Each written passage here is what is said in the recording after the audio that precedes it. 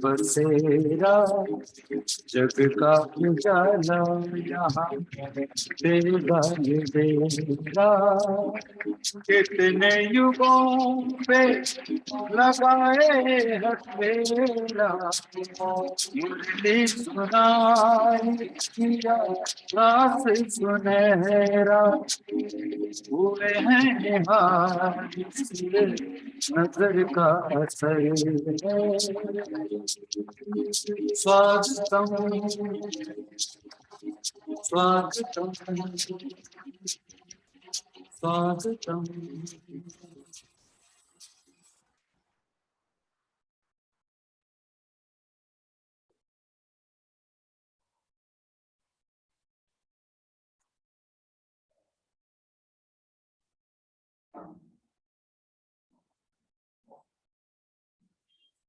Online भी सुनते हैं, ऑनलाइन भी चलती है मेरी।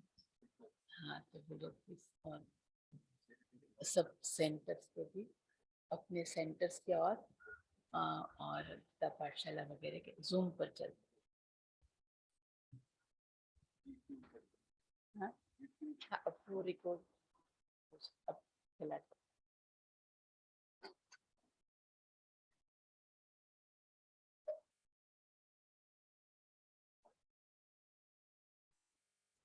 किन शब्दों में भ्राता जी का स्वागत करें, अभिनंदन करें। कितने न हम सभी भाग्यवान हैं, और मैं अपने आप को तो बहुत ही ज़्यादा भाग्यवान समझती हूँ। जब से बाबा की बनी हूँ, बहुत अच्छी पालना और प्यार मुझे बाबा से और मधुबन से, विशेष मधुबन से मिला है। वो पांडव भवन से हैं, तो भाई साहब को देखते वो बचपन के दिन याद आते हैं। और भाई साहब ने कहा कि मैं आपको पदयात्रा, इसके लिए पहले हम कहेंगे, आपको मालूम भी है, कभी कभी कहा भी है, 1985 में भारत एकता युवा पदयात्रा जो निकली थी, तो पदयात्रा की पूरी रेस्पॉन्सिबिलिटी, पूरी जिम्मेवारी भाई साहब की थी। और वो बहुत बड़ा, पहली बार ये यात्रा निकली थी पूरे भारत देश से, और वो मधुबन से पदयात्रा निकली। तो उसमें एक एक चीज का ध्यान देना, एक एक सेवा का ध्यान देना और बड़े दिल से करना। तो मैं कहूंगी कि भाई साहब का जो इतना योग युक्त धारणा मूर्त और एक सेवा ही जो जीवन है, वो, इसके लिए ताली बजाएंगे।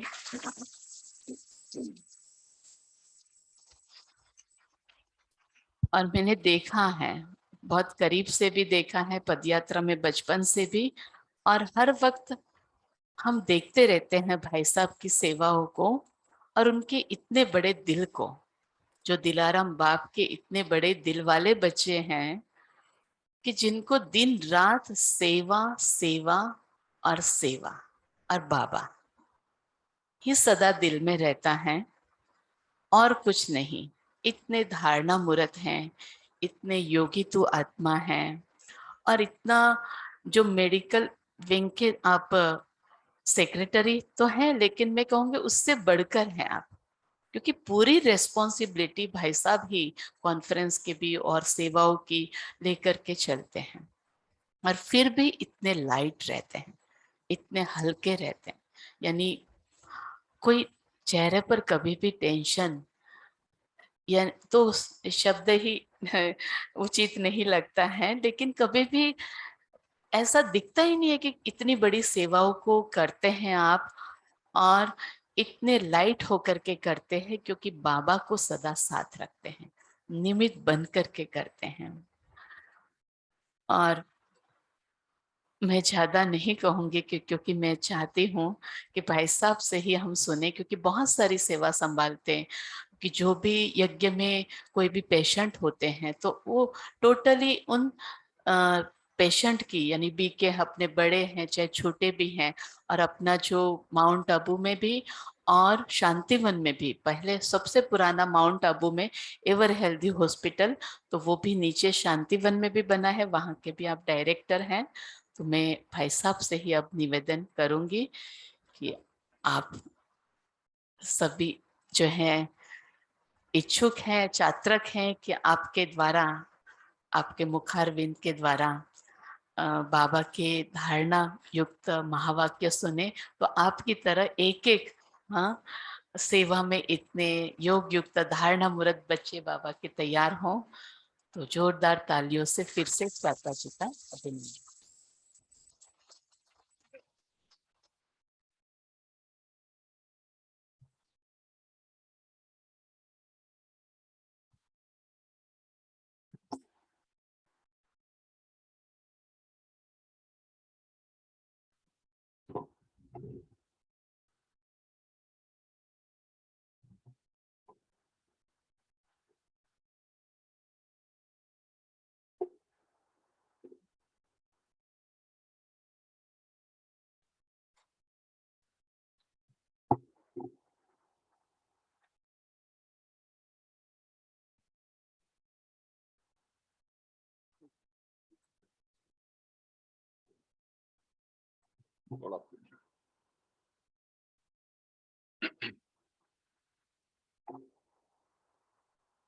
ओम शांति।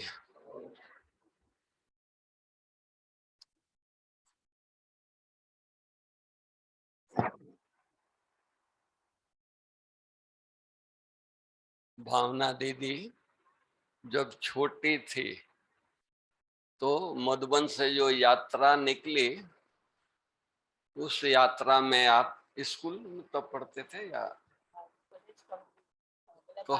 कॉलेज में पढ़ते थे और यात्रा में सम्मिलित हुए। उसी तरह से एक और सूरत की बहन, हमारी उषा बहन को आप सब जानते होंगे, SML के नाम से पहचानी जाती है। उनकी छोटी बहन, वो भी एग्जाम दे करके और सीधा पद यात्रा में माउंट आबू से जो पद यात्रा निकली दिल्ली तक, उसमें पूरे इंडिया से बहनें थी, भाई थे। मुझे अभी भी याद है 35 बहनें थी, 35, और इतना ही भाई भी थे, 40 के लगभग भाई थे। बड़ी दादी ने बड़ा, एक घर से जो ये होता है तो सब यात्राओं को तो दादी ने उद्घाटन किया था, चाहे वो कन्याकुमारी से हुआ या अमृतसर से हुआ या जहां से भी हुआ, सब जगह दादी गई थी। तो मधुबन की लास्ट थी तो दादी ने मधुबन की यात्रा बड़े धूमधाम से, एक बस दिया था, एक गाड़ी जीप दिया था। और मैं यात्रा का समाचार सुनाऊं तो पूरा हो जाएगा, कितने बजे तक? अभी 8:45 तक ठीक। तो तब से भावना दीदी से संबंध कहिए, जान पहचान कहिए, और आप लोगों ने पूरी माउंट से लेकर के दिल्ली तक इतनी सहयोग दिया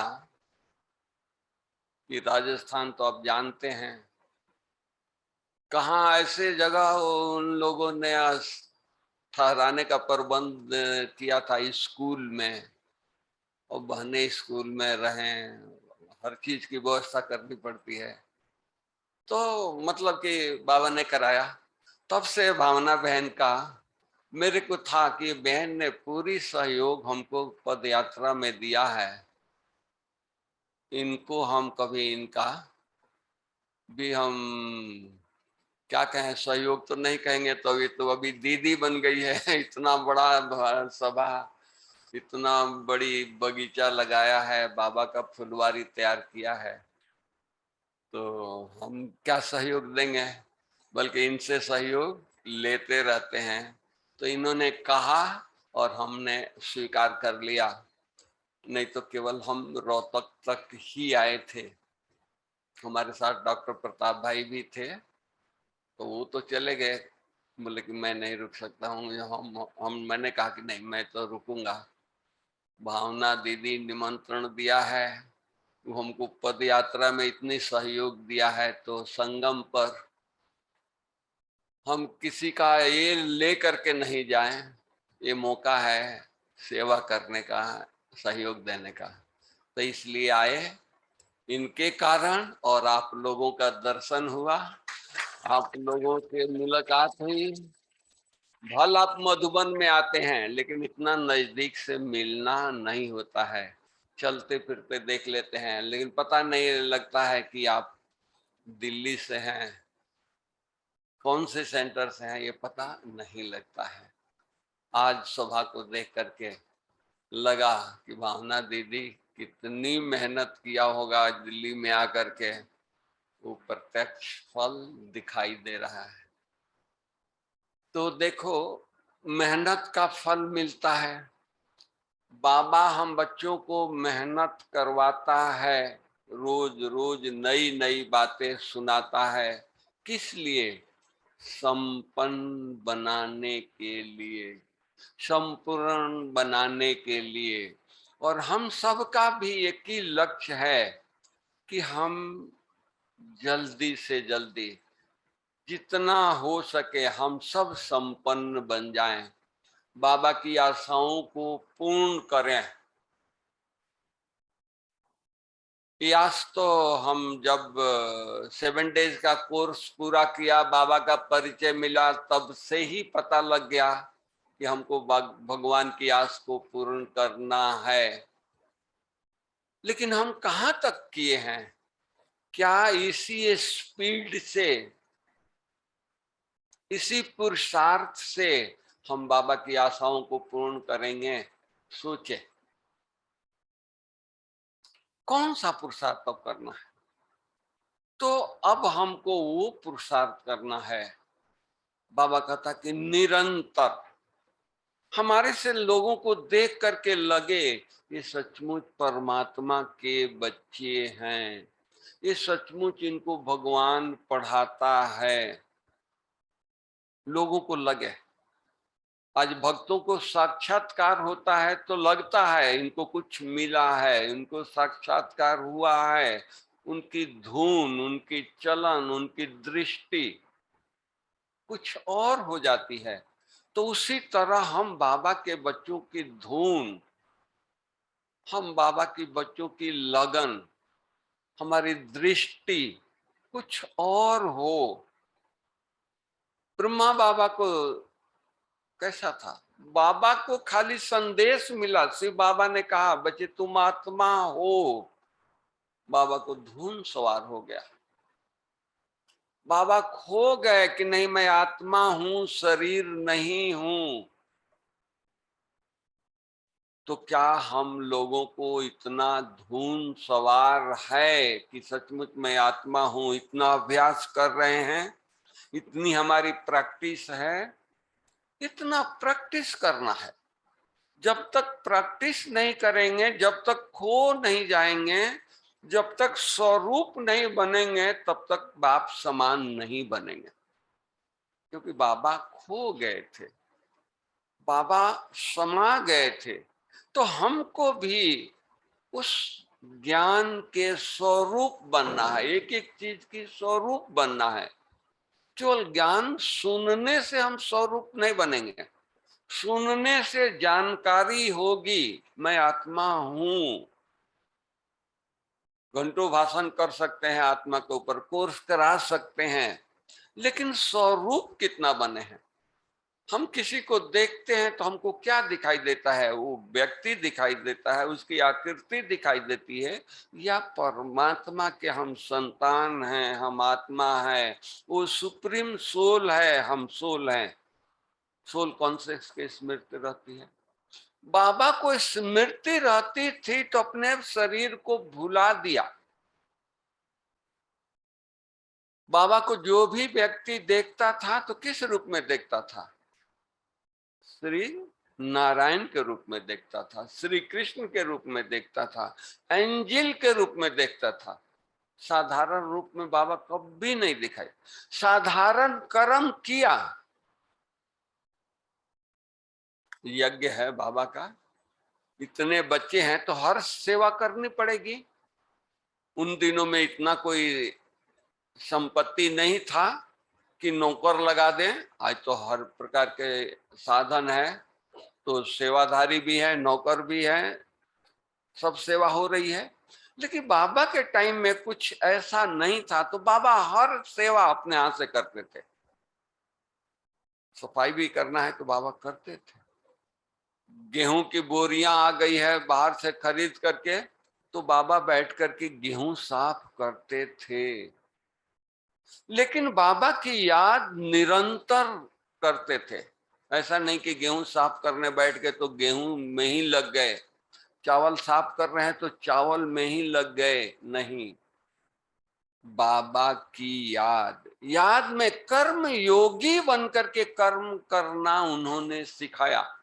बाबा के एक एक कर्म योगी बनकर के उन्होंने कर्म किया, जो आज यादगार है। एक बार की बात मैं आपको सुनाना चाहता हूं कि बाबा चावल साफ कर रहे थे, कोई विजिटर आया। तो उन दिनों में तो कोई भाई नहीं थे, भाई थोड़े से थे।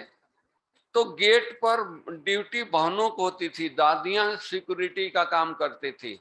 हमारी चंद्रमणि दादी, जो पंजाब जोन के इंचार्ज, आप लोगों ने देखा होगा, नाम सुना होगा, वो सिक्योरिटी पर होती थी। तो कोई भाई आया, कोई बिजनेसमैन आया, तो उन्होंने दिखा करके बोला कि अब जा सकते हैं। तो उन्होंने कहा कि बाबा से हम मिल सकते हैं। तो दादी ने कहा हाँ, क्यों नहीं मिल सकते हैं, बाबा तो सबसे मिलते हैं आप। तो वो जाकर के बाबा को कहा कि बाबा, एक बिजनेसमैन है, बहुत भावना वाला है, हमने सब कुछ उसको दिखा दिया, उसका एक आस है कि आपसे मिले, तो आप चलेंगे? बाबा ने कहा कि बच्चे यहीं ले आओ। दादी ने कहा कि बाबा, उसको तो हमने बताया है कि शिव बाबा आते हैं, वो यज्ञ का मालिक हैं, हेड हैं, और वो आकर के देखेगा कि बाबा इनका हेड चावल साफ कर रहा है तो क्या इंप्रेशन पड़ेगा। तो बाबा मुस्कुराए, बाबा को कुछ बोलते नहीं थे।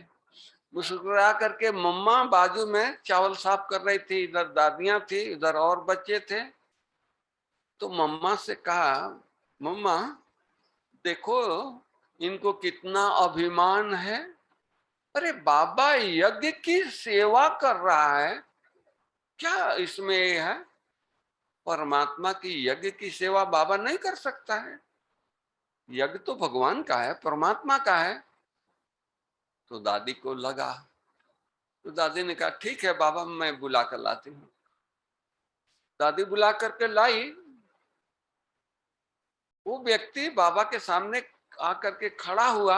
अब उन दिनों में तो ऐसे जो चेयर पर हम बैठे हैं, यज्ञ में चेयर होता नहीं था। बाबा खुद एक मूड़े पर बैठे थे, 93 इयर्स ओल्ड, इतना लंबा। बाबा मूड़े पर बैठ करके ये कर रहे थे, अब उसको कैसे मूड़े पर बैठाएं? तो बाबा भी खड़े हो गए।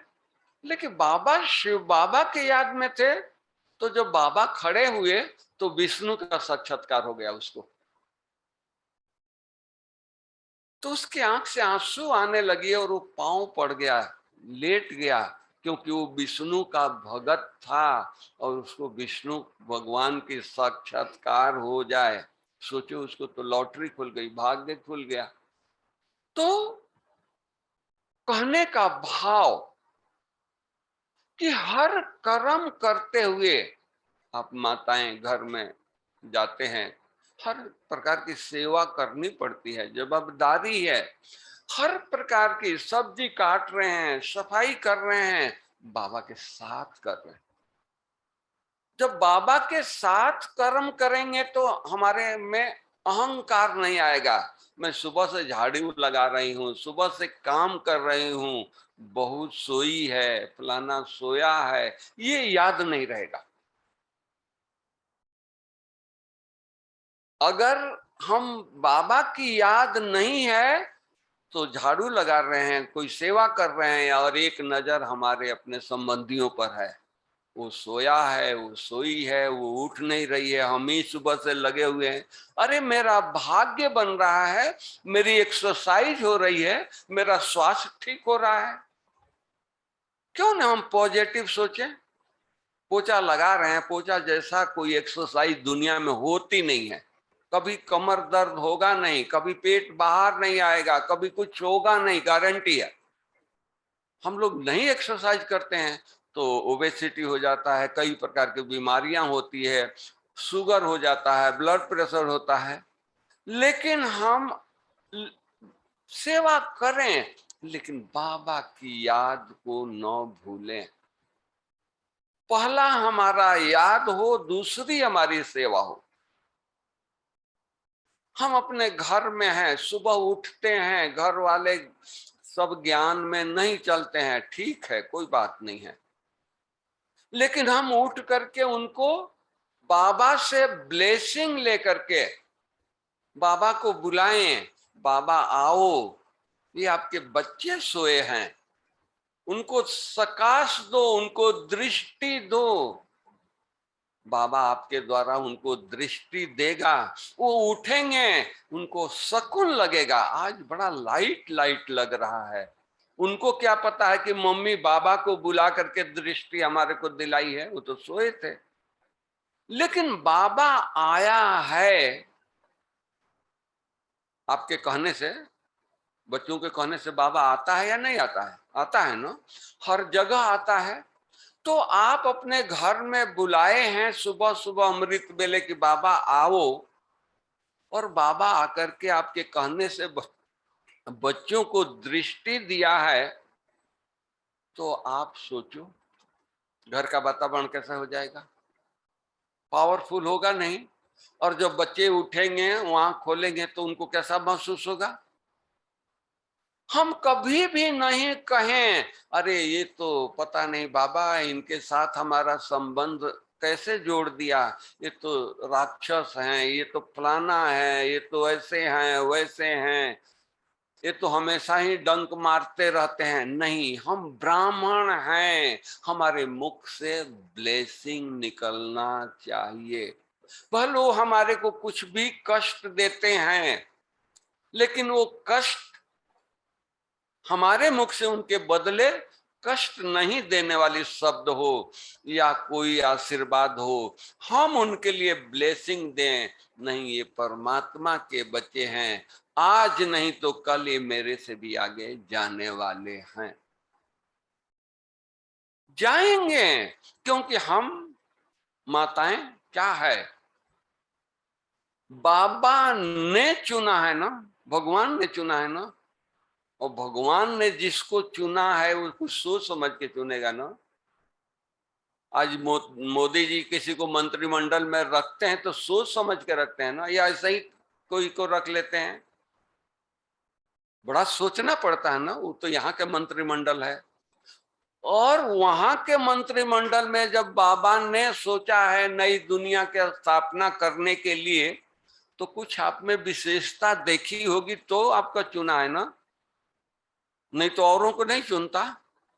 आज कोई नया काम करते हैं, मकान बनाना होता है, तो अच्छे से अच्छे मिस्त्री को ढूंढते हैं ना, कि कम से कम नुकसान करे, अच्छा कम चीज में अच्छा से अच्छा बना करके दे, यही सोचते हैं ना। तो भगवान ने भी जब उसको नई दुनिया स्थापन करनी थी, तो मिस्त्री, वो इंजीनियर कैसा इंजीनियर ढूंढेगा? बुद्धू इंजीनियर ढूंढेगा कि नुकसान करता रहे? तो ये सब शार्प इंजीनियर बैठे हैं, जो कम में बहुत अच्छा नई सतयुगी स्थापना करने वाले सब कौन है? इंजीनियर है ना। तो जब नई दुनिया हम स्थापन करेंगे, इस पुरानी दुनिया को खत्म करके, तो क्या हम अपने परिवार को नया नहीं बना सकते हैं? अब उन्होंने हमको चुना है, हम उनको नहीं जानते थे। हम तो भगवान को सर्वव्यापी मानते थे। जिस मंदिर में गए उन्हीं को भगवान मान लेते थे और सब बातें सुना करके उनको प्रसाद चढ़ा करके आ जाते थे। लेकिन बाबा ने आकर के रास्ता बताया, परिचय बताया, सब ये दिया। तो अब हम लोगों का क्या काम है? इतना विश्वास हमारे ऊपर भगवान रखा है, तो हम भी इतना विश्वास पात्र बन करके बाबा की हर आज्ञाओं को अपने जीवन में उतारें और बाबा को जो आस है वो आस को पूरा करें। बाबा का आस क्या है? हमारे बच्चे फरिश्ता बने, हम फरिश्ता बन करके दिखाएं। ये नहीं कि हम सतयुग में बन जाएंगे। देवता, बाबा का आस है कि हमारे देवता बच्चे हैं। ब्राह्मण सो फरिश्ता सो देवता। तो दैवी संस्कार हमारे अंदर यही होगा ना, या सतयुग में चलेंगे तो वहां दैवी संस्कार धारण करेंगे? वहां कोई मॉल नहीं है, कोई बहुत बड़ा शॉप नहीं है कि दैवी गुणों को हम ले करके और पहन लेंगे। नहीं, यहां ही धारण करना है। बाबा ने किया, मम्मा ने किया, दादियों ने किया। चलो बाबा मामा का आप लोग नहीं देखा, दादियों को तो देखा है। इसी दुनिया में रह करके, इसी जगह रह करके उन्होंने क्या नहीं किया, क्या नहीं उनमें था? कुछ नहीं है, लेकिन उनके अंदर इतनी खुशी है, उमंग है, उत्साह है कि वो कहां भी जाती थी। लास्ट में दादी जानकी, शरीर में कुछ नहीं है, ओम शांति कहती थी, सारा क्लास नाचने लगता था, मन गदगद हो जाता था।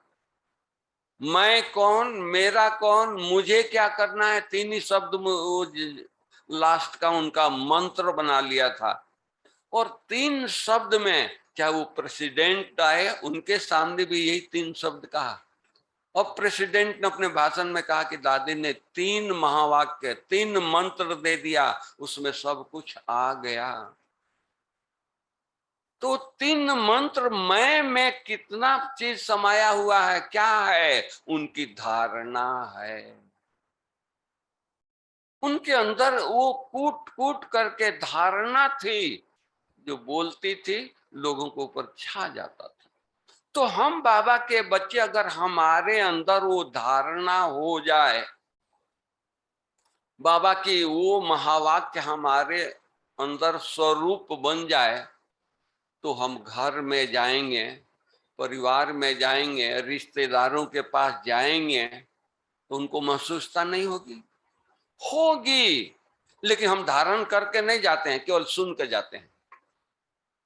अब सुनी हुई बात तो इधर उधर निकल भी सकती है। घर जाते जाते रास्ते में बहुत सारी बातें होती है, बहुत सारी बातें आ जाती है, वो बाबा की ओरिजिनल बातें निकल जाती है। घर जाते जाते कोई मुरली की पॉइंट पूछो, या मुरली बहुत पावरफुल थी लेकिन याद नहीं है, यही होता है ना। लेकिन नहीं, एक एक शब्द हम धारण करें। चलो 4 पेज के मुरली नहीं, 2 पॉइंट तो धारण करें, उसी नशे में सारा दिन रहें।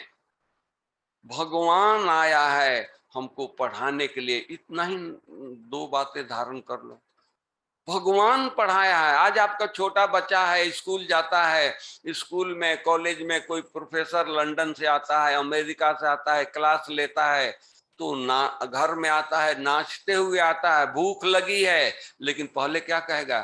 खाना नहीं मांगेगा, पहले कहेगा मम्मी आज हमारे कॉलेज में लंदन से प्रोफेसर आया था, बहुत अच्छा पढ़ाया है, बहुत अच्छा उसकी लेक्चर थी, समाचार सुनाएगा।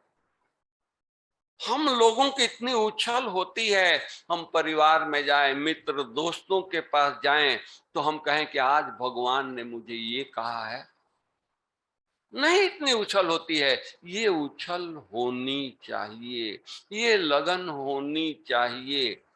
हम जब भी 2 मिनट फ्री हों, कोने में बैठ करके बाबा को याद करें, घर में बैठ करके बाबा को याद करें।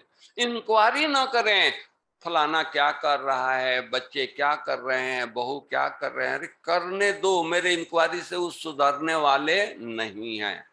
उनको जो करना है वही करेंगे। अब वो करने वाले जो करना है वही करेंगे, हमारे बात वो नहीं सुनेंगे, तो मैं अपना टाइम क्यों वेस्ट कर रहा हूं।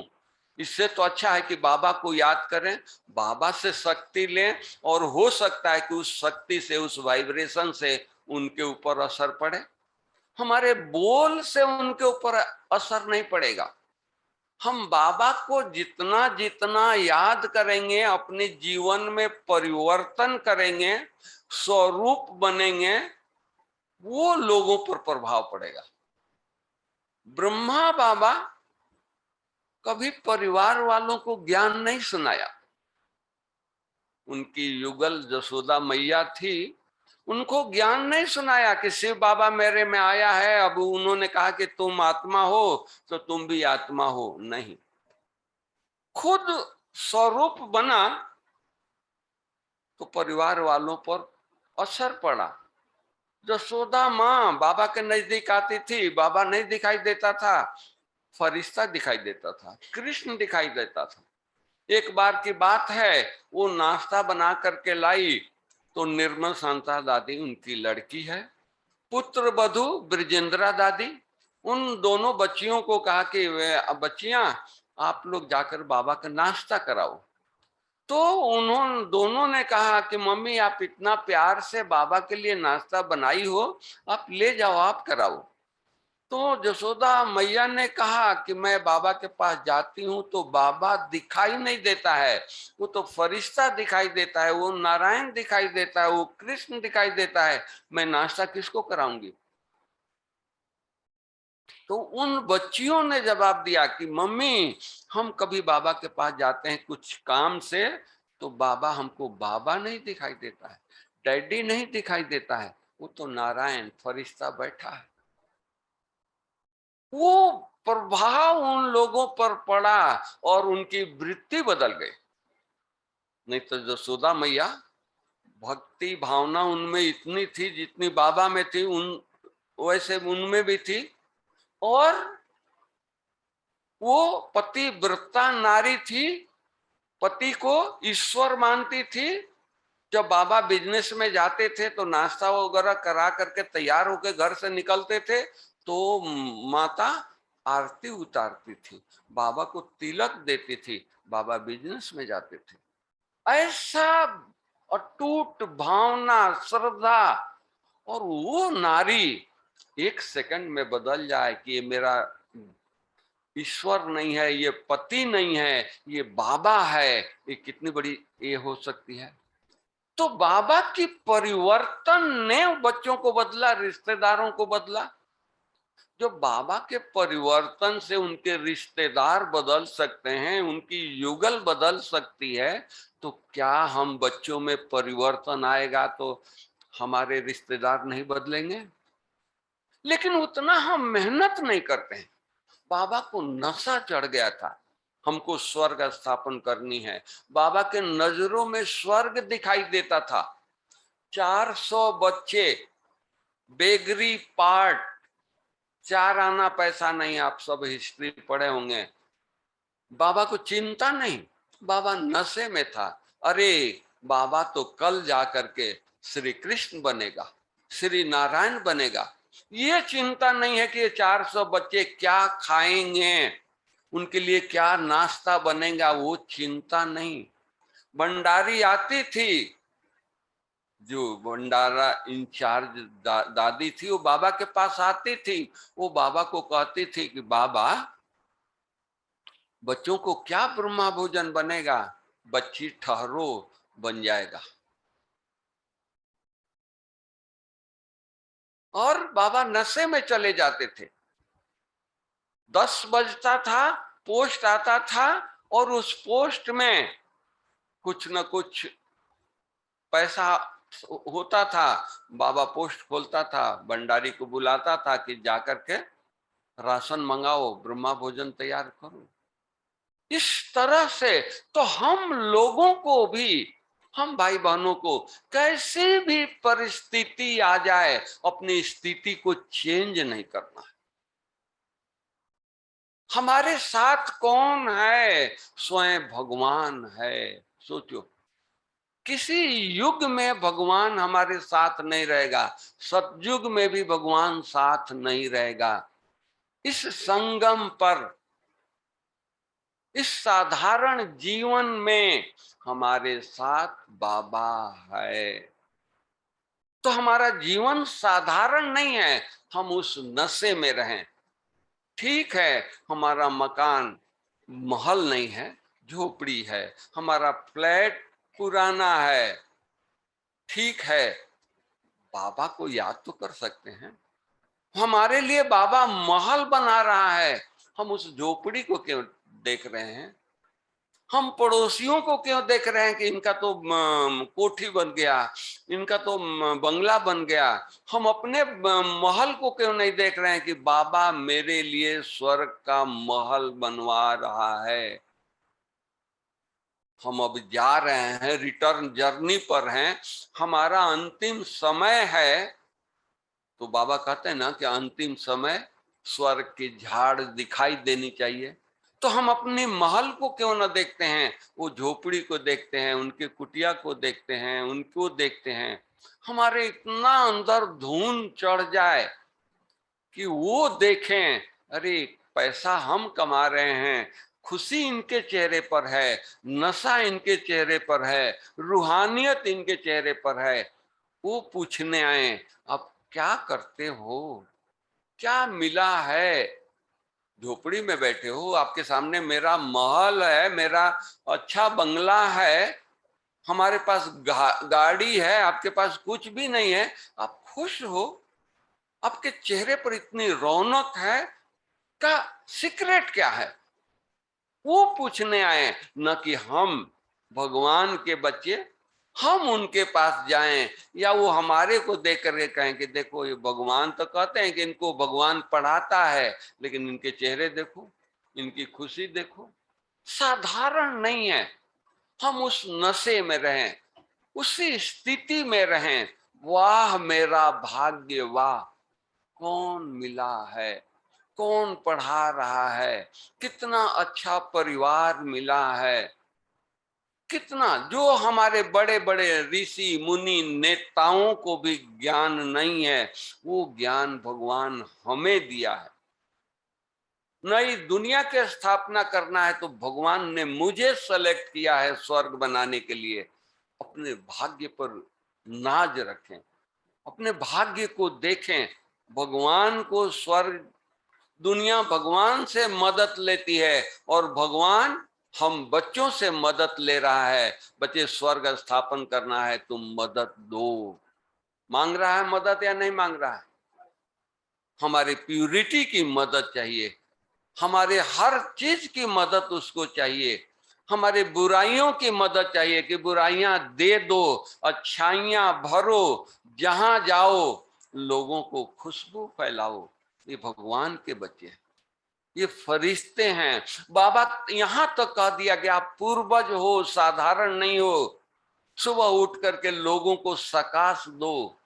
जो धर्माचारी हैं, जो बड़े बड़े विद्वान हैं, नेता हैं, आचार्य हैं, वो सकाश नहीं देते हैं। और सकाश हमारी माताओं को बाबा आस रखा है कि सुबह उठ करके सकाश दो, सृष्टि के पावन बनाओ।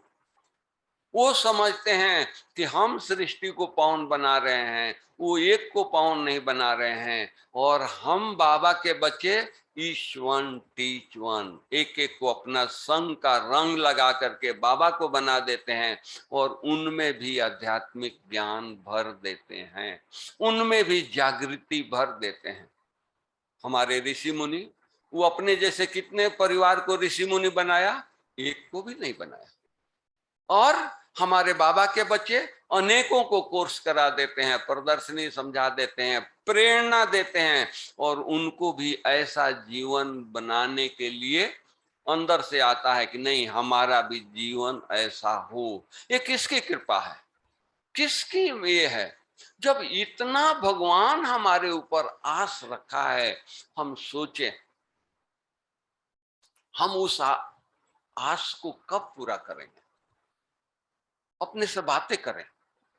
आज देखिए आपका बच्चा है, वो आईएएस ऑफिसर बनना चाहता है, वो डॉक्टर बनना चाहता है, वो इंजीनियर बनना चाहता है। कितना पढ़ता है, कितना मेहनत करता है। वो इंजीनियरिंग कॉलेज में एडमिशन लेकर के उसको कितना खुशी होती है। जब कॉलेज से आता है तो कितना खुशी आता है, मम्मी मेरी एडमिशन हो गया, मेरी मेडिकल में एडमिशन हो गया, मेरे को आईएएस में चुनाव हो गया, मेरी रिजल्ट आ गई। उसका पांव जमीन पर नहीं रहता है। और हमको बाबा ने देवता बना दिया, देवता बनाने के सर्टिफिकेट दे दिया कि बच्चे तुम देवता थे और तुमको देवता बनना है। हमको खुशी नहीं होती है। हमारे को नशा हो, उमंग हो, उत्साह हो, हमारी मैनर्स, हमारे जीवन इतना सरल हो, इतना सौम्य हो। लोग कहें ये देखो ये कितना सिंपल है, लेकिन इनकी थॉट, इनकी चलन, इनकी वृत्ति कितनी पावरफुल है। तो वो काम करना है जो दुनिया के लोग नहीं करते हैं। वो काम हम बच्चों को गुप्त तपस्या करनी है, क्योंकि हमारी तपस्या से संसार की जितनी भी समस्या है वो खत्म होगी। भगवान आया है दुनिया की समस्या को खत्म करने के लिए, और कोई नहीं कर सकता है। कोई भी मंत्री हो जाए, कोई भी नेता हो जाए, कोई भी आ जाए, अभी संसार को वो ठीक नहीं कर सकते हैं। संसार नीचे ही जा रहा है, दिन पर दिन गिरता ही जा रहा है, चरित्रहीनता बढ़ती जा रही है। चरित्रवान अगर किसी को बनाना है, देश को बनाना है, तो कौन बनाएगा? हम बाबा के बच्चे बनाएंगे, कोई और बना ही नहीं सकता है। तो इतना हम अपने ऊपर टेंशन रखें। मेरी जवाबदारी साधारण नहीं है। इतना धुन में रहें, इतनी लगन में रहें, इतना नशा में रहें कि हम और बातों में, दुनिया की बातों में, दुनियादारी में कहाँ भी बुद्धि जाए ही नहीं। कहाँ भी चले जाओ, कहाँ भी आपके संबंधी ले जाएं, लेकिन जहां रहो अपने धुन में रहो। उनके साथ जाना है, परिवार घूमने जा रहा है, जाना है, लेकिन हम अपने धुन में रहे। ऐसा नहीं कि उनके साथ हम उनके होकर के रहे, नहीं, उनके होकर रहना है। उनको भोजन खिलाने में मदद करना है, उनको नाश्ता खिलाने में मदद करना है, उनको सहयोग देना है, लेकिन हमारी धुन अपनी हो।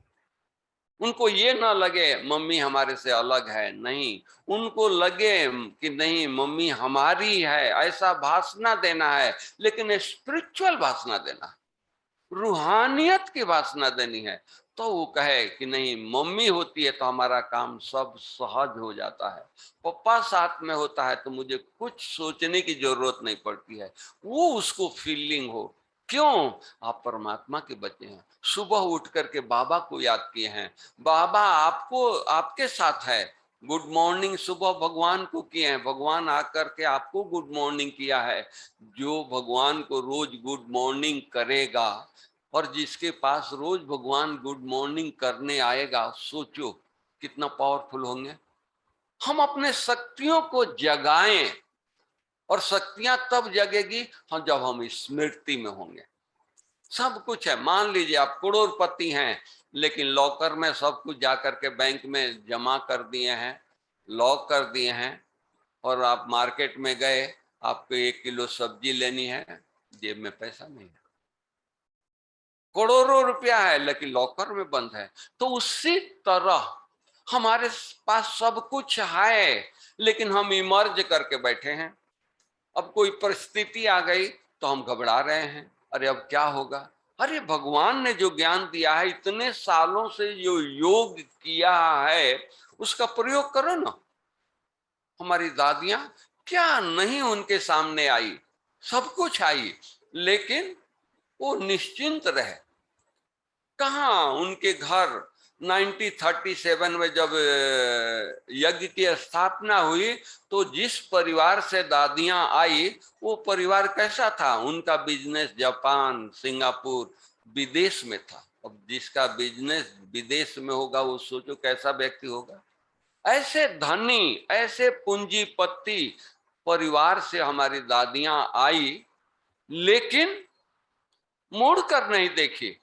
यज्ञ में कितना भी कठिनाई आई, उन्होंने ये नहीं सोचा कि नहीं हमारे घर में तो कितना सुख था, संपत्ति थी, कितना साधन था, अरे चलो बाबा को घर बैठे याद करेंगे। नहीं, एक बार ठुकरा दिया, एक बार मुख मोड़ दिया, दोबारा उस घर देखा नहीं।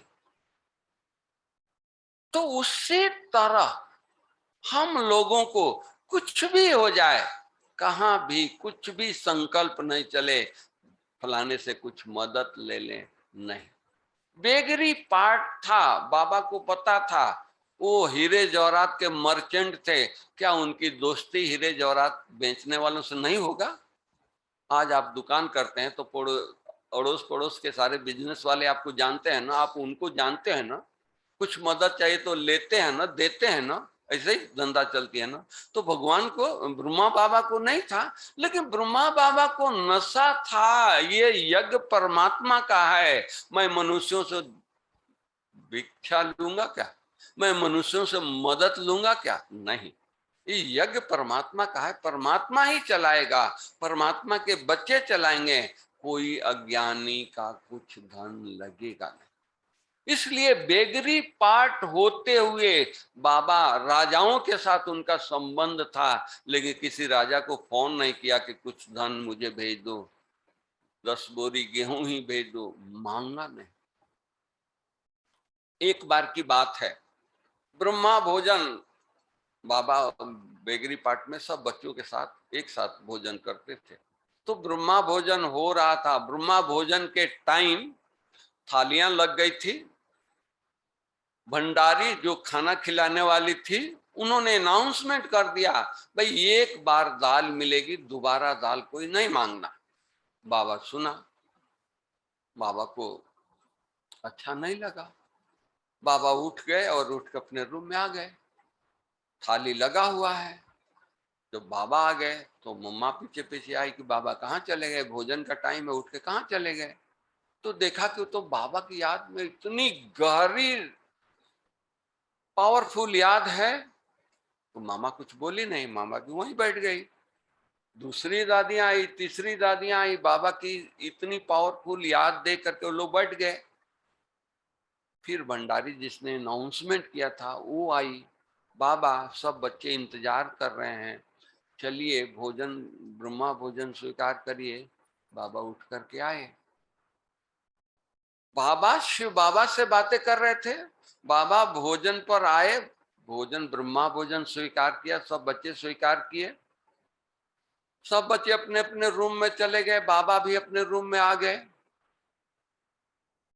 एक बैलगाड़ी, दाल की बोरी, बैलगाड़ी तो आप समझते हैं ना, उस पर भरी हुई, वो इधर पांडव भवन आई, दादियां गेट पर थी, अरे भाई ये आम रास्ता नहीं है, आम रास्ता ये है, इधर से जाओ। बोला कि दादी मैं करूं क्या, ये मुझे मार्केट जाना है, बैल उधर जा ही नहीं रहे हैं, इधर आ रहे हैं। वो आश्रम में आ गए अंदर और वहां खड़े हो गए। अब वो बोरी उतारने लगा तो दादियां दौड़ करके आई गेट पर जो थी, बोली कि भाई ठहरो ठहरो, ये उतारो नहीं।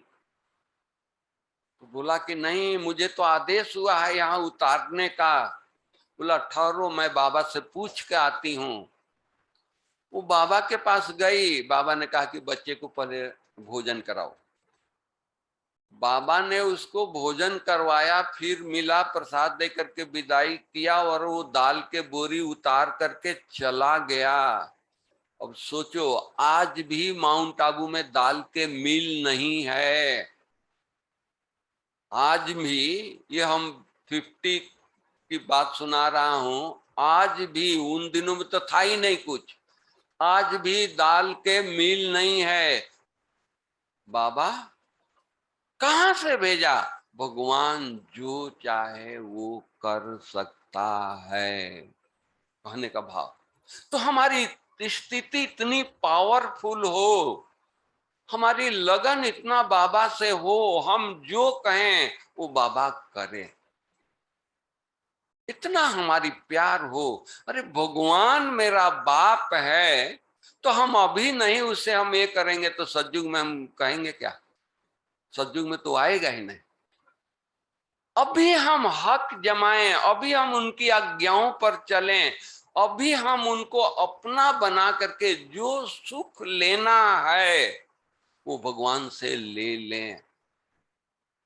हम जितना जिगर से बाबा को याद करेंगे वो उतना ही स्वीकार करेगा। हम 2 मिनट भी घर में फ्री हैं, बच्चे स्कूल चले गए, बड़े अपने नौकरी पर चले गए, बिजनेस में चले गए, घर में बैठी हूं, 2 मिनट फ्री हूं, बाबा को बुला करके रूह ध्यान करें। 2-2 मिनट अगर 10 बार घर में भगवान को आप बुलाते हैं, ऑफिस में बुलाते हैं, तो आपका घर का वातावरण कैसा होगा, ऑफिस का वातावरण कैसा होगा जहां भगवान आए 10 बार? सोचो। तो उसी तरह कोई भी आपके घर में आए तो कहे ये घर नहीं लगता है, ये आश्रम लगता है। इनके घर में आने से हमारे दुख दर्द दूर हो जाते हैं, कष्ट मिट जाते हैं। ऐसा बनना है ना, तभी तो सारी दुनिया को कष्ट हम मिटाएंगे। कौन मिटाएगा? बाबा सब जगह जाएगा, बाबा यहाँ आएगा नहीं, हम बच्चों के द्वारा करा रहा है, अभी भी करा रहा है। नहीं तो हमने देखा है आंखों से, बाबा अव्यक्त हुए, यज्ञ चला रही थी हमारी बड़ी दादी, कुछ भी प्रोजेक्ट नया होता था तो बाबा को, गुलजार दादी होती थी, बाबा को बाबा के रूम में, जो आप गद्दी देखते हैं, अभी भी जाते हैं तो बाबा के रूम में जाते हैं, एक चारपाई है, एक बाजू में गद्दी है, गद्दी पर गुलजार दादी वहां बैठती थी, दीदी दादी सामने ईशु दादी, और बाबा को वहां बुलाते थे, एक एक बात बाबा को सुनाते थे, बाबा ये करना है, ये करना है, ये करना है, ये नया काम करना है, बाबा सब राय देते थे। अभी आज का वो दिन है, हमारी दादी भी नहीं रही, दीदी भी नहीं रही, कोई दादियां नहीं रही, गुलजार दादी नहीं रहे, सब अव्यक्त हो गए। और यज्ञ का काम चल रहा है नहीं चल रहा है, सेंटरों का काम चल रहा है या नहीं चल रहा है, तो बाबा हर बच्चे में प्रवेश होकर के उसको ऐसा गाइड कर रहा है, इतने बड़े बड़े काम हो रहे हैं जो दादी के समय में नहीं हुआ, बाबा के समय में नहीं हुआ। आज बड़े बड़े रिट्रीट सेंटर बन रहे हैं या नहीं बन रहे, बड़ी बड़ी सेवाएं हो रही या नहीं हो रही है, कौन करा रहा है? बाबा खुद कर रहा है ना, हर बच्चे में प्रवेश होकर के सद्बुद्धि दे रहा है, गाइड कर रहा है, यही करना है, और हम वही करते हैं और सफलता को पाते हैं।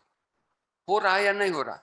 बाबा हम बच्चों से करा रहा है, केवल हम बच्चे अपनी बुद्धि की लाइन क्लियर रखें, जो बाबा की टचिंग हो।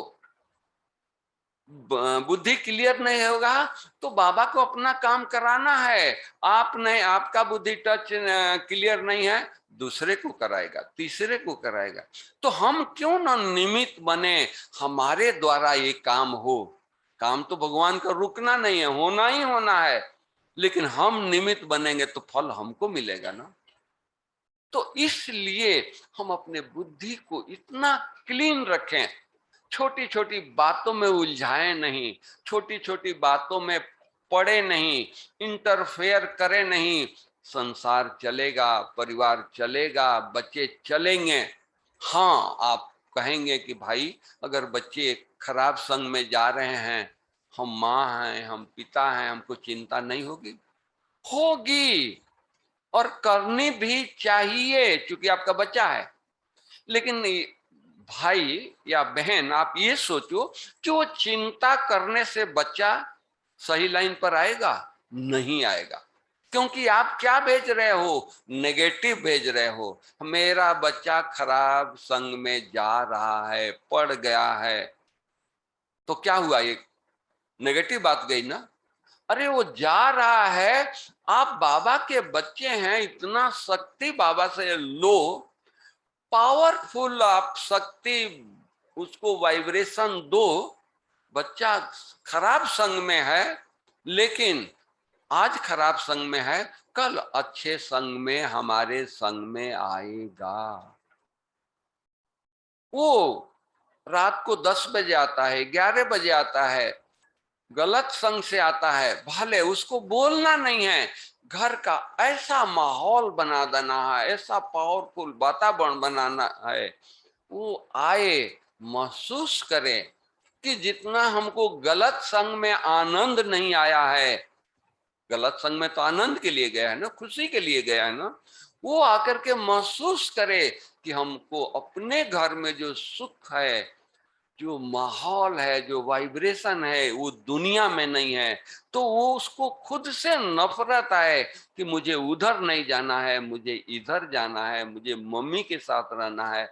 ऐसा वाइब्रेशन तैयार करना, पावरफुल वातावरण बनानी है। कौन बना सकता है? हम बना सकते हैं ना, क्योंकि हमारे साथ बाबा है, भगवान है ना। महाभारत में दिखाते हैं, एक युधिष्ठिर एक झूठ बोला, उस झूठ के लिए उसको 5 मिनट की सजा हुई। आप लोगों ने कहानियां सुनी होगी, 5 मिनट की सजा हुई कि आपको नर्क में जाना है, क्योंकि आप झूठ बोला है। बोला कि ठीक है, अभी तो बोल दिया है, तो 5 मिनट की सजा हम स्वीकार करते हैं। धर्मराज के दूत आए, उनको ले गए, नर्क में 5 मिनट खड़ा किया। जब 5 मिनट पूरा हुआ तो नर्क से निकलने लगा, तो नर्क निवासियों की आवाज हुई, हे महाराज, आप मुझे छोड़ करके नहीं जाइए। क्यों भाई? मुझे तो 5 मिनट का ही सजा मिला था, 5 मिनट मेरा पूरा हो गया। आपका 5 मिनट पूरा हुआ। आपके यहाँ खड़ा होने से हम नर्क निवासियों के कष्ट मिट गए, दुख दर्द मिट गए, इसलिए आप यहाँ रहेंगे, हम लोग कष्ट से मुक्त होंगे। एक धर्मात्मा के, एक पुण्यात्मा के खड़े होने से लोगों को कष्ट मिट जाता है, दुख दर्द मिट जाता है। तो भगवान के बच्चे, सोचो, युधिष्ठिर भगवान का बच्चा नहीं था, धर्मात्मा जरूर था, पुण्यात्मा जरूर था, वो भगवान का बच्चा नहीं था। हम किसके बच्चे हैं? सोचो, भगवान के बच्चे हैं ना। हम भगवान के बच्चे जहां रहें, क्या दूसरों को, पड़ोसियों को, सबका कष्ट नहीं मिटा सकते हैं? मिटा सकते हैं, वो स्वरूप में नहीं रहते हैं। हमारी दादियों को देखा, स्वरूप में रहती थी, वो माउंट आबू से जहां सेंटर पर जाती थी, वो सेंटर माउंट बन जाता था। सब लोग बोलते थे यहाँ मधुबन आ गया। मधुबन तो एक दादी आई थी ना, सारा मधुबन लेके नहीं आई थी, लेकिन आश्रम को मधुबन बना देती थी। मुझे अच्छी तरह याद है, दादी जानकी को लंदन बाबा ने जब भेजा, अव्यक्त बाप दादा आए थे, दादी सभा में बैठी थी, बुलाया, इधर आओ। दादी आई, बाबा ने कहा कि आपको लंदन जाना है। हैरान हो गई, बाबा मुझे इंग्लिश आती नहीं है, कुछ आता नहीं है, मैं लंदन जाके क्या करूंगी? बच्ची, तुमको मधुबन बनाना है, लंदन में मधुबन बनाना है, बेगरी पार्ट, पैसा नहीं।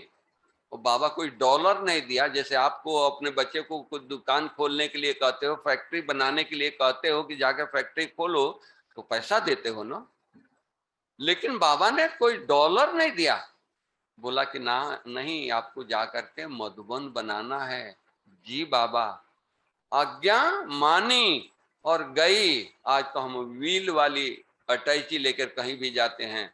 उन दिनों में बेगरी पाट दादी थैला कंधे पर लटकाई, चल दिया।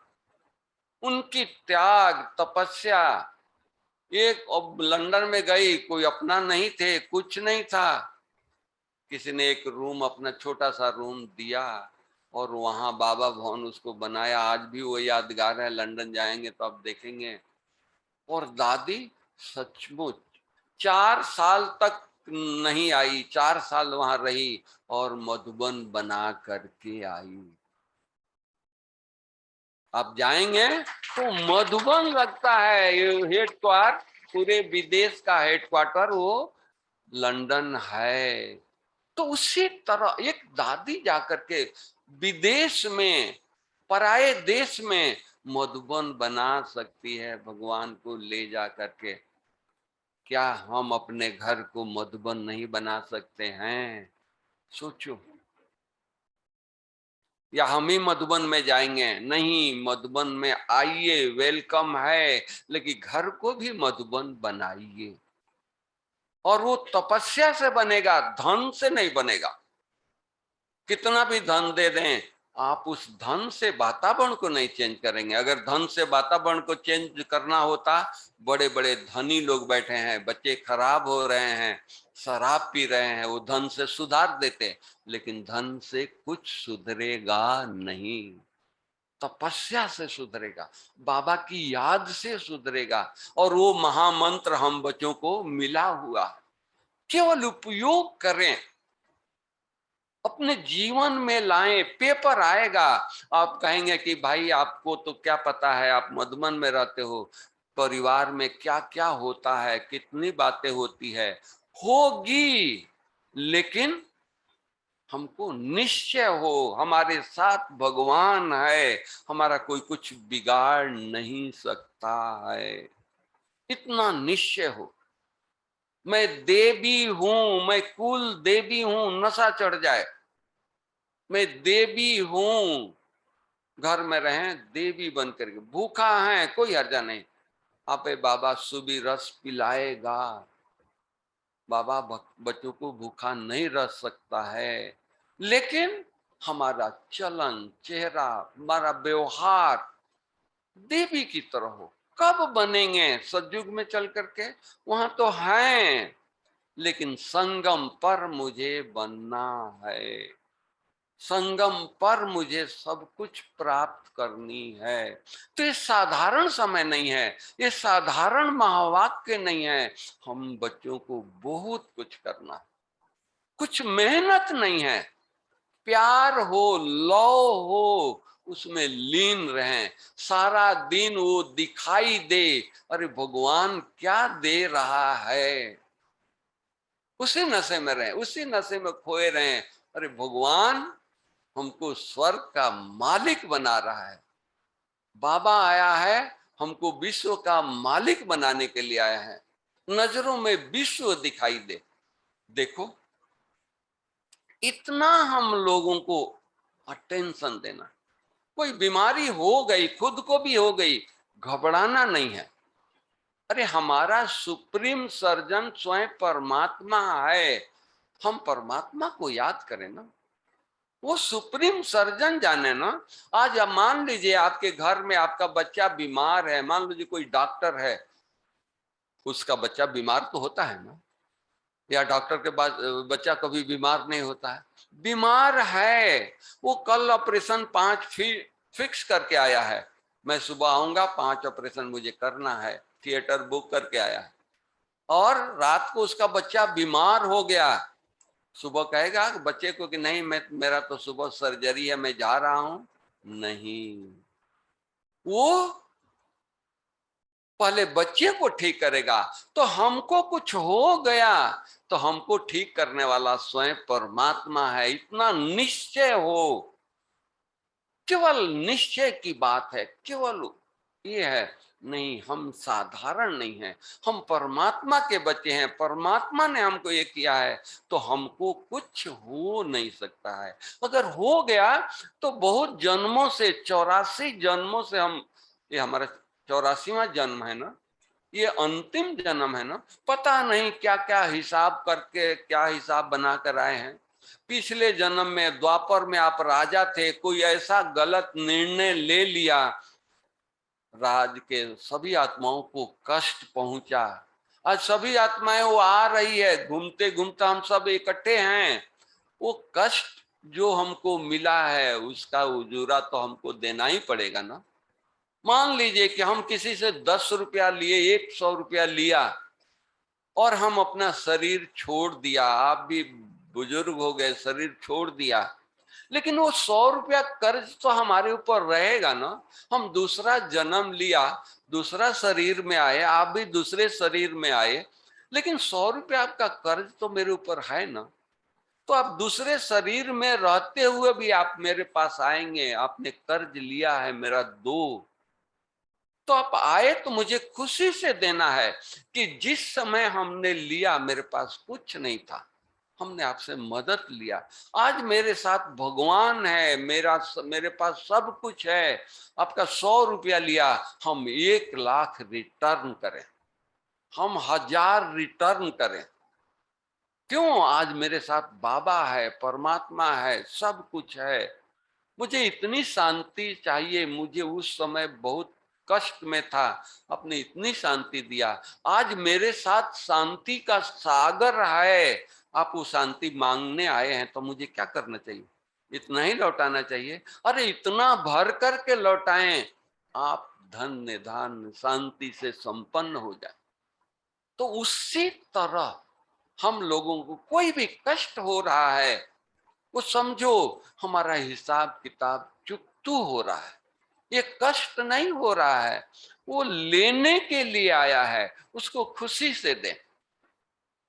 हमारी दादियां, उनको कष्ट नहीं हुआ, 94 इयर्स एज, बीमार होती थी। एक बार दादी जानकी की बात में सुनाऊं, दादी हमारी 104 साल, चीफ एडमिनिस्ट्रेटिव हेड, वहां महात्माओं की कॉन्फ्रेंस होती रहती है, सारे हरिद्वार से, ऋषिकेश से, सभी इंडिया से महात्माएं आए थे। वो बहुत खुश हुए और सबने कहा कि दादी आप जब बुलाती हो तो हम आ जाते हैं, अभी हम निमंत्रण देके जाते हैं कि हरिद्वार में हम संत सम्मेलन करेंगे, आपको आना होगा। दादी ने कहा जी हुजूर, जो आप कहिए, दादी आपकी है, मानेंगी। दादी ने कहा कि ठीक है। दादी गई हरिद्वार में, उनके निमंत्रण पर संत सम्मेलन का उद्घाटन किया, भाषण किए, सब संत बड़े खुश। शाम का टाइम दादी सेंटर पर गई, देहरादून में हमारी प्रेम दीदी होती थी, वहां गई, बड़ी 104, उम्र बड़ी, रात को उठी, वो गिर गई, ये 8 रिब्स टूट गया, फ्रैक्चर हो गया। हम लोगों को पता लगा, दादी को हम ले आए अहमदाबाद ला करके MRI कराया, एक्सरे कराया, डॉक्टर को दिखाया। डॉक्टर आकर के देखा, कहा कि भाई 8 रिब्स टूटे हुए हैं, इसका सर्जरी नहीं हो सकता है, इसका कोई प्लास्टर नहीं हो सकता है। क्रैप बैंडेज लगा दिया, बोला कि दादी को रेस्ट कराइए, 3 महीना वो जुट जाएगा। वो चला गया। दादी पूछती है कि क्या हुआ? तो दादी आपका 8 रिब्स टूटा हुआ है, इसका सर्जरी नहीं हो सकता है, इसको प्लास्टर नहीं करा सकते हैं, क्रैप बैंडेज लगाया है और आपको 3 महीना रेस्ट करना है, बस मेरे को ले चलो मधुबन। क्यों भाई, ये तो हॉस्पिटल में आपको रेस्ट करना है। नहीं, वहां 25,000 बाबा के बच्चे आए हैं, सब याद करेंगे दादी हॉस्पिटल में है, 8 रिब्स टूटा है, कष्ट तकलीफ है। वो तकलीफ उनको तकलीफ नहीं लग रही है, 25,000 बच्चे याद आ रहे हैं कि नहीं बाबा के बच्चे आए हैं, हम मधुबन में रहूंगी, सब कहेंगे दादी अपने रूम में है, निश्चिंत हो जाएंगे। तो कष्ट देखो, तकलीफ हुआ, लेकिन वो अपना तकलीफ उन्होंने अपना नहीं समझा। नहीं, यज्ञ बाबा, बाबा के बच्चे। तो उसी तरह कुछ भी तकलीफ हो, उस तकलीफ को तकलीफ न समझे, हम बाबा को याद करें, बाबा को साथ रखें, आप पे बाबा मदद करेगा। अरे भगवान नहीं कर सकता है तो क्या कौन कर सकता है? इतना निश्चय हमको बाबा में हो, कुछ भी, कैसा भी परिस्थिति आ जाए, कैसी भी बीमारी आ जाए, वो हमारा सर्जन, सुप्रीम सर्जन हमारा भाग्य है, हमारे साथ है। तो इसलिए कभी भी घबराना नहीं है, कभी भी स्थिति खराब नहीं करनी है। परिस्थितियां आएगी, आकर के चली जाएगी। गर्मी है, बहुत तेज गर्मी है, क्या ये गर्मी रहेगी? जून जाएगा, जुलाई आएगा, बारिश होगी, फिर और महीना आएगा, ठंडक शुरू हो जाएगी, फिर जनवरी आएगा, इतनी ठंड पड़ेगी, स्वेटर ये वो। परिस्थितियां आती है, हम सहन करते हैं। तो ये भी, कोई भी दुख, कोई भी आपत्ति कुछ भी हो, हम धीरज शांति को न छोड़ें। हम अपने धीरज को साथ रखें, शांति को साथ रखें। सब आएगी जाएगी, हमको कुछ हिला नहीं सकता। तो हम बाबा के बच्चे वो हैं। दुनिया हिलती है, हाय गर्मी है, एसी में बैठे हैं, थोड़ा बाहर निकले बहुत तेज है। अरे गरीब भी बेचारे सारा दिन धूप में काम कर रहे हैं, उनके लिए गर्मी नहीं है? देखो तो सही। तो इसलिए कभी भी नहीं, कुछ भी हो जाए, तब तो बाबा को हम प्रत्यक्ष कर सकते हैं। परिवार वाले कहेंगे यार देखो मम्मी भी बीमार है, लेकिन इसकी आवाज नहीं है। कभी ये नहीं कहा कि मुझे डॉक्टर बुलाओ, मुझे दवाई दो, बाबा की याद में ये है। वो भले डॉक्टर बुलाएं, वो भले हॉस्पिटल ले जाएं, कोई हर्जा नहीं है, लेकिन हम नहीं कहें, हमारी एक्शन नहीं हो, हमारी ऐसा कुछ व्यवहार ना हो, लोगों को ये लगे नहीं हम बाबा के बच्चे, जहां रहें उनकी यादों में खोए रहें। चाहे वो कोई भी परिस्थिति क्यों न हो, दूसरों के लिए परिस्थिति है, हमारे लिए कोई भी परिस्थिति नहीं है। हम तो यहाँ है ही नहीं है, इस शरीर में ही नहीं है, हम तो बाबा के पास हैं। और वतन में कोई परिस्थिति होती नहीं है, और उस बाबा के साथ हमारा कनेक्शन है, तो हमको सुख, शांति, पवित्रता, शक्ति मिल रही है। तो ये जिसको मिल रही है उसको दुनिया की कोई भी बातें हिलाएगी नहीं, हिला सकती है। दूसरे कहेंगे अरे कष्ट में है, लेकिन आप मुस्कुराते रहेंगे। ये स्थिति बनानी है। ओके, ओम शांति।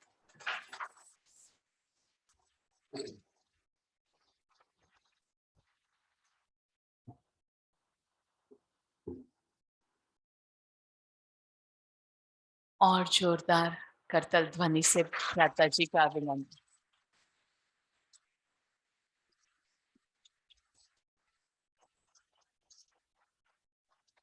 आपकी इस तालियों से पता चल रहा है कि आप कितने भरपूर हुए हैं। सभी को महसूस करा दिया कि मधुबन में बैठे हैं, बाबा के सन्मुख बैठे हैं, और जो प्रैक्टिकल भाई साहब का जो जीवन है, उन्होंने वही बातें बताई कि धीरज और शांति को अपने साथ लेकर के चलेंगे तो परिस्थिति मेरे लिए नहीं है, कुछ भी नहीं है, और हम बाप समान, पास विथ ऑनर, सहेजी दादियों के समान बन सकते हैं। तो भ्राता जी का हम बहुत बहुत स्वागत और अभिनंदन भी करेंगे। हम सभी के बीच में अभिषेक कुमार कह रहा है कि मुझे भी इतना उमंग आ रहा है, और कह रहा है कि वो गीत गाता है बीच बीच में, तो आज भी कह रहा है कि मेरा दिल कर रहा है कि मैं भ्राता जी का स्वागत करूं, अभिनंदन करूं, और कुछ अभिनंदन के स्वागत के बोल गीत के द्वारा अभिषेक कुमार हम सभी के बीच में रखेगा। अभी सभी 5 मिनट के लिए बैठे रहेंगे, और बस हम बाबा। हाँ जी, कोई प्रश्न हो, कुछ पूछना हो? हाँ जी, भ्राता जी कह रहे हैं कि आप लोगों को कोई प्रश्न है? हाँ, गीत के बाद कोई प्रश्न? अच्छा अच्छा, गीत छोड़िए, नहीं, उन सबकी भी दिल है, अभिषेक में सबकी दिल समाई है। छोटा सा, हाँ, 2 पंक्तियां सुनाएगा, और बाकी कुछ किसी को पूछना हो भाई साहब कह रहे हैं उन्नति के लिए, तो आप जरूर बाद में पूछ सकते हैं। ओम शांति। भाई जी के आने से हम सभी के जो दिल में जो हर्ष है उसको एक गीत के माध्यम से भाई जी आपके लिए सुनाना चाहूंगा।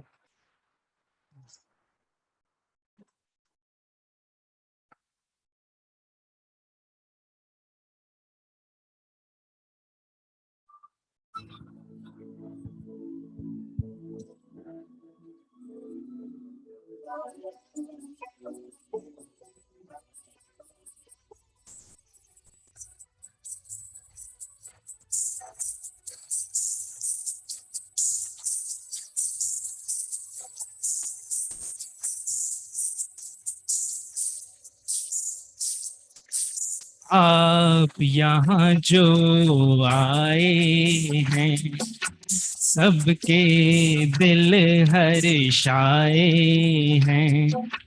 आप यहाँ जो आए हैं सबके दिल हर्षाए हैं। अभिनंदन अभिनंदन आपका अभिनंदन अभिनंदन अभिनंदन दिल से अभिनंदन।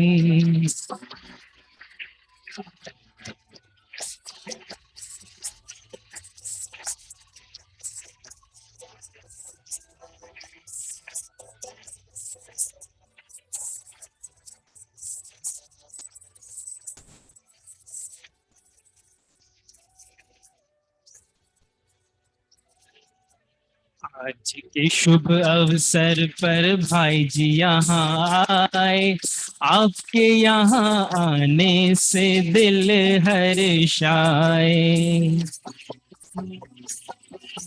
आज के शुभ अवसर पर भाई जी यहाँ आए, आपके यहाँ आने से दिल हर्षाए। स्वागत कर दे आपका हम, आप यहाँ जो पधारे, बिन आपके अधूरे सब शुभ अवसर हमारे। धरती गगन सब यही मिल के गाएं, आप यहाँ जो आए हैं सबके दिल हर्षाए हैं। अभिनंदन अभिनंदन आपका अभिनंदन अभिनंदन अभिनंदन दिल से अभिनंदन। ओम शांति। Thank you. आप जो आए हैं हमारे दिल में समा गए हैं। तो अभिषेक ने बहुत अच्छे शब्दों में भाई साहब का वेलकम किया और प्रोग्राम को आगे बढ़ा रहे हैं। आप सबका बहुत बहुत धन्यवाद है कि आपने 6 बजे से आके बहुत सहनशीलता से इस प्रोग्राम को देखा। सिर्फ आखिरी पड़ाव में है। अब हमारे बीच में हमारे एरिया के डॉक्टर साहब हैं, डॉक्टर रमेश दत्ता। समय प्रति समय हमारे हर प्रोग्राम में जब भी बुलाते हैं बड़े सहज दिल से आते हैं। मैं उनका स्वागत करता हूं।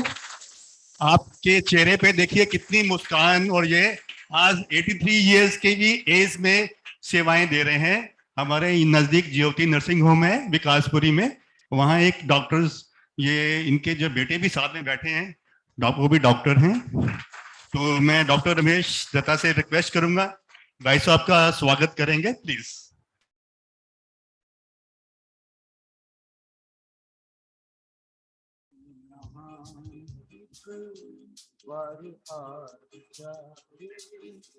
माया की गलियां उसको न भाए, खाली हरी झोली भर भर के जाए। जन्मों की ज्योति यहाँ जग जाए। स्वागतम स्वागतम। अब हमारे बीच में हमारे सेंटर की आन बान और उसके बीच में हमारे डॉक्टर समीर, जिनसे सब परिचित हैं आप, और ये पिछले 6 सालों से ज्ञान योग की पालना ले रहे हैं दीदी की रेख रेख में, और बहुत सहनशील व्यक्ति हैं। और मैं उनसे रिक्वेस्ट करूंगा कि वो भी स्टेज पर आए, और उनको जो है एक भाई साहब से जो कोविड में सेवाएं इन्होंने दी हैं वो उनकी कोई लिमिट नहीं है, वो देंगे। वरिष्ठों का शहर है, सपनों से सुंदर ये अपनों का घर है, दूरों की नगरी वरिष्ठों का शहर है। एक जोरदार ताली डॉक्टर समीर के लिए। पे जन्नत कहीं भी घर कहीं है, ये भी हमारे एक प्रेरणा स्रोत हैं। है भाई साहब को एक वेलकम करेंगे। स्वागतम स्वागतम डॉक्टर दत्ता, आप भी प्लीज आ जाइए। स्वागतम स्वागतम। सबका सहारा यहाँ पे ले बसेरा, जग का उजाला। भाई साहब ने यहाँ पे सेंटर पे कोर्स भी किया हुआ है, और समय प्रति समय ये भी इतवार के इतवार यहाँ आते हैं। मुरली सुनाई पिया रात सुनहरा, हुए हैं निहाल से नजर का असर है। स्वागतम स्वागतम। अब हम आगे प्रोग्राम को बढ़ाएंगे, छोटा सा 5 मिनट का समय और लगेगा। एक हमारी ब्रह्मा कुमारी ने एक तो शुरू करी है कल्प तरु, शायद आप लोग फैमिलियर होंगे। इसका लॉन्च हुआ था तालकटोरा स्टेडियम में 28 तारीख को। तो वो जो है वर्ल्ड इन्वायरमेंट डे से रिलेटेड है। तो उसमें प्लेज ली गई थी कि हर व्यक्ति एक अपने घर में पेड़ लगाएगा। तो उसी चीज में वो 50th जो है वर्ल्ड इन्वायरमेंट डे है इस 5 तारीख को। लेकिन क्योंकि आज मौका और संयोग ऐसा है, भाई साहब जो है हमारे बीच में है, और वो जो है प्लांटेशन करेंगे वर्ल्ड इन्वायरमेंट डे के निमित्त, जो कि 5 तारीख को है। तो आप सब भी आज एक प्लेज लेंगे कि अपने घर में, अपने आसपास के एरिया में एक प्लांट जरूर लगाएंगे और उसकी देखभाल करेंगे। और ये जो कल्प तरु है, इसका एक उन्होंने सेटअप भेजा है, वो सबको जो है उनके व्हाट्सएप पे भेज दिया जाएगा, और उसमें आप सब लोग रजिस्टर्ड भी हो जाएंगे। ठीक है। तो अभी हमारे बीच में माली भी हैं, जो कि पूरे हमारे सेंटर की पिछले 1 साल से जो है सेवा कर रहे हैं और निःशुल्क सेवा कर रहे हैं। वो भी बाबा के बच्चे का ज्ञान ले रहे हैं आगे बढ़ने के लिए। राम शरण भाई जी, मैं उनको बुलाऊंगा।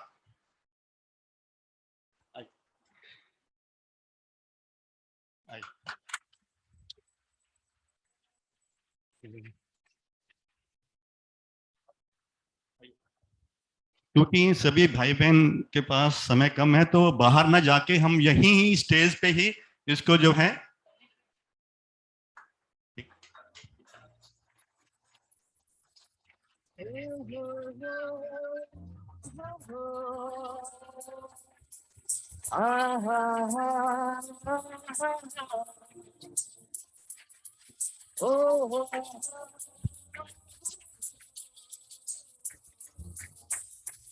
सब तालियां तो बजाते रहिए।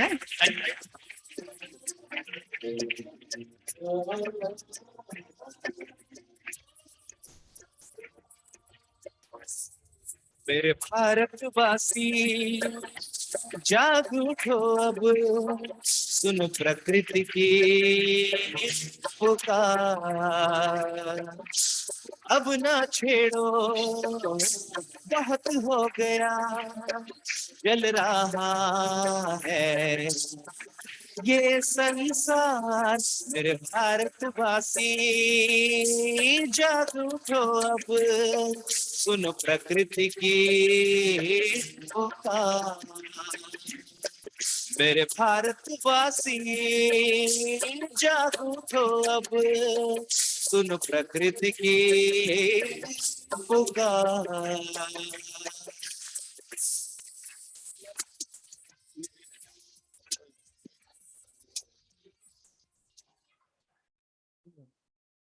तो कितना अच्छा दिन है कि हम लोगों ने प्लेज भी ली और एक जो है प्लांटेशन भी किया। तो इसको भी एक बच्चे की तरह हम लोगों ने देख रेख करनी है। सब लोग जो है इसमें थोड़ा थोड़ा पानी जरूर डालेंगे रोज, और अपने घर पे भी जो प्लांट लगाएंगे तो जुड़ेंगे इससे, ठीक है। तो दीदी आगे आई थिंक प्रोग्राम को शायद वाइंड अप करेंगे, 9 बज रहे हैं। और सबका बहुत बहुत धन्यवाद। और सबसे पहले बाबा का धन्यवाद कि इस प्रोग्राम को हम लोगों ने कामयाब बनाया आप लोगों की प्रेजेंस से। और हमारे बीच में भाई साहब हैं जो पहली बार हमारे सेंटर पे उनका आगमन हुआ, और ये हमारा सौभाग्य है कि वो जो है उनके ज्ञान की जो हम लोगों ने क्लास करी अभी, उसमें था ना कि आप लोगों को निसंकल्प होके वो जो धारण करना है अपने आप को, कि उसी रूप में आप आगे बढ़ सकते हैं। उसके बाद हमारे बीच में डॉक्टर दत्ता, जिनका तो वर्ड्स के अंदर कोई हम लोग एक्सप्लेन भी नहीं कर सकते हैं, कि जब भी इनको कहा तुरंत दीदी ने जब भी फोन किया ये सेवा के लिए आ जाते हैं और अपना योगदान देते हैं समय प्रति समय। बच्चों के डॉक्टर हैं आप एरिया में, और बहुत रिनाउंड डॉक्टर है, और इस उम्र में भी वो सेवा कर रहे हैं, ये भी हमारे लिए एक प्रेरणा स्रोत है। और हमारे अभिषेक जिन्होंने वेलकम किया सॉन्ग से भाई साहब का, उनका भी बहुत बहुत धन्यवाद। उसके अलावा डॉक्टर समीर, उनके लिए तो वो तो बाबा के बच्चे हैं, हमारे हमारे साथ रोज क्लास करते हैं और हमारे लिए भी एक ये प्रेरणा स्रोत है। इनका भी बहुत बहुत धन्यवाद। हाँ 3 मिनट प्लीज, आखिरी बस बाबा को याद करेंगे 3 मिनट के लिए मेडिटेशन। उसके बाद फिर सब लोग जो है टोली लेके बाहर जाएंगे, सबको टोली बाहर मिलेगी गेट पे। ओम शांति।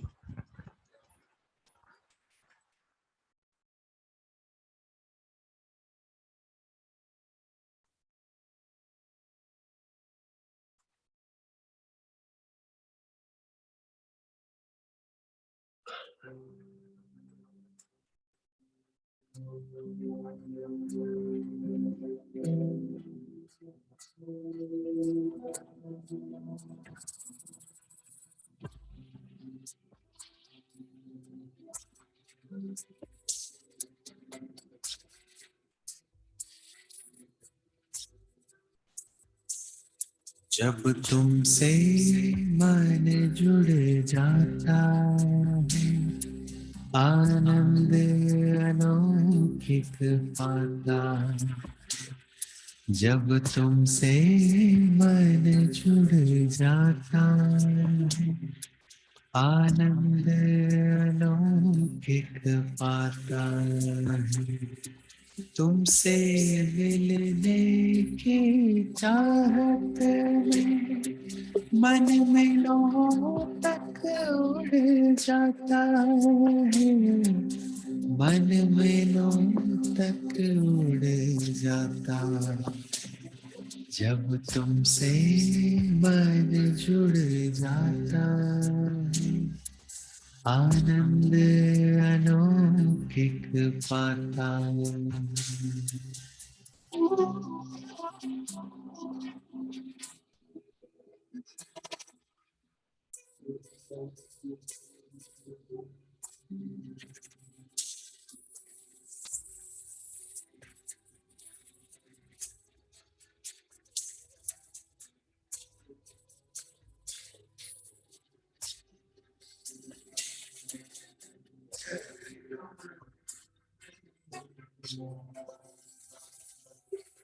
सांसों के तारों में हर पल बजता तेरा गीत निरंतर। सांसों के तारों में हर पल बजता तेरा गीत निरंतर तेरे अनुराग नाद की धुन अब गूंजे हर पल मन के भीतर तेरे अनुराग नाद की धुन अब गूंजे हर पल मन के भीतर मन को पंख दे कैसे रोके ना रुक पाता है इस मन को पंख दे कैसे रोके ना रुक पाता तुमसे मिलने की चाहत में मन मिलो तक उड़ जाता है मन मिलो तक उड़ जाता है जब तुमसे